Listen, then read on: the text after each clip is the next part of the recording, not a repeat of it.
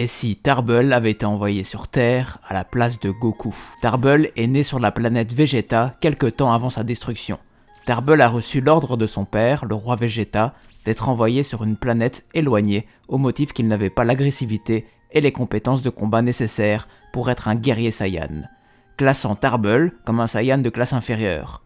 Dans notre What If, cette fameuse planète sera la Terre. En vérifiant quelle planète serait la planète adéquate pour son fils, Bardock voit qu'un Saiyan est déjà sur Terre, et change donc d'avis pour finalement envoyer Kakarot sur la planète qui devait accueillir à la base Tarble. C'est ici que commence notre histoire. Quand Tarble arrive sur Terre, il est recueilli par Papy Gohan. Tarble, étant très sensible et doux, s'attachera très vite à lui, et le verra comme une figure paternelle, aimante, alors que son propre père l'a rejeté. Il vivra heureux sur le mont Paozu avec Gohan jusqu'à l'arrivée de Bulma. Son arrivée provoqua chez lui une envie d'aventure. À l'entendre parler, il voulait parcourir le monde, voir des paysages et rencontrer le peuple de cette planète. Son aventure avec Bulma est très similaire à la version originale avec Goku, au détail près que Tarble est bien plus malin et moins naïf, le rendant plus efficace lors de l'aventure et ne tombant pas dans les pièges de Pilaf. Ils font la connaissance de Oolong, Yamcha, Plume, Guimao, Chichi et Kame Sennin, avant d'en venir à bout avec cette quête. Bulma a pu souhaiter d'avoir un petit ami et sortira avec Yamcha. Tarble retournera dire bonjour à Kame Sennin mais ne poursuivra pas son entraînement. Tarble n'étant pas en quête de puissance, il préfère s'entraîner avec Papy Gohan en s'amusant. Il participera tout de même au 21e Tenkaichi afin de retrouver ses amis et fera la connaissance de Krillin.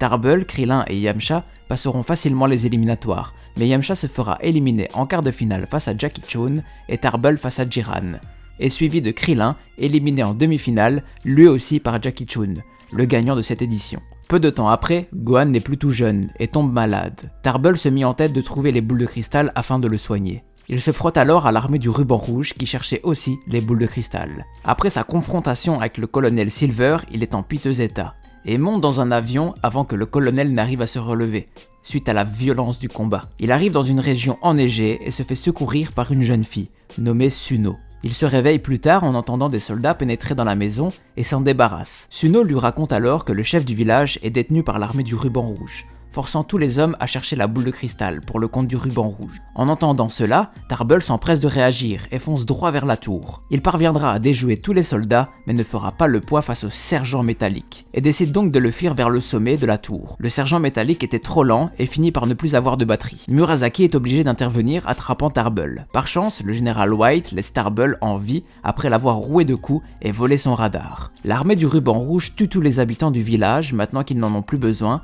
et quitte la zone. À son réveil, Tarble est fou de rage et jure de se venger en voyant le corps sans vie de Suno. Tarble supplie Kame Sennin de l'entraîner et voit chaque jour Gohan dépérir de plus en plus, lui demandant de tenir le coup jusqu'à ce qu'il devienne fort. L'armée du ruban rouge a pu réunir les boules de cristal et le général Red fera le souhait de devenir grand. Au moment du 22e Tenkaichi, animé par sa rage de vaincre, Tarble est devenu bien plus puissant et nous offrira un magnifique combat contre Krillin avant de perdre en finale face à Tenshin Han, renforçant encore plus son sentiment de faiblesse. C'est après ce tournoi que Krillin meurt de la main de Tambourine, projetant sur Terre une nouvelle ère démoniaque, l'arrivée de Piccolo Daimao. L'armée du ruban rouge s'effondrera et tous les participants au tournoi des arts martiaux se feront exécuter un par un, obligeant Tarble à se cacher au mont Paozu avec Yamcha, Bulma, Puer et Oolong. En arrivant sur place, il retrouve Guimao et sa fille Chichi, venus se cacher également. C'est là que Tarble a une idée très risquée, se transformer en Ozaru. Sous cette forme, il peut vaincre Piccolo Daimao, mais n'a aucun contrôle de ce qu'il fait sous cette forme, et décide alors d'y aller seul, une nuit de pleine lune. Il se réveille sans aucun souvenir et voit quelques mètres plus loin les corps de Daimao Piccolo et de ses sbires. Il a donc réussi et retourne annoncer la nouvelle à ses amis. Mais en arrivant au mont Paozu, il aperçoit tout le monde en pleurs. Gohan venait de mourir. Du côté de Kakarot, une fois l'atterrissage effectué, il fut livré à lui-même dans une superbe forêt.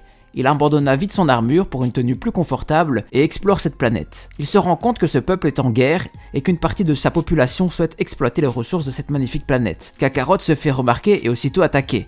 Il n'a aucun mal à se défendre et parvient à bout de quelques soldats extraterrestres. Il y rencontre Guré qui faisait partie de la population persécutée et elle lui présente son frère Hiriko qui se bat pour la planète. Goku, se liant d'amitié avec eux, décide de les aider et bien des années plus tard, Kakarot et Hiriko, maintenant devenus inséparables, intégreront la patrouille galactique. Un jour, alors que Kakarot est en mission sur Terre avec un patrouilleur d'élite et Hiriko, afin de stopper Android 17 et 18, il rencontre Tarble. Il est surpris de voir un autre Saiyan, mais sa surprise ne sera pas de longue durée, quand Gurey appelle depuis sa planète pour dire qu'elle a devant elle le frère de Kakarot.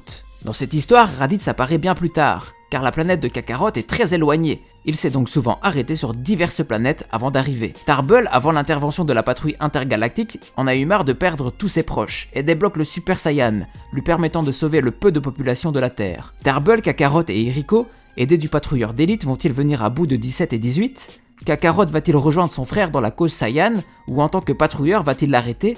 La découverte du Super Saiyan risque-t-elle de déboucher sur d'autres problèmes ? Dis-moi tout en commentaire. Pour plus d'histoires, like, abonne-toi, bisous.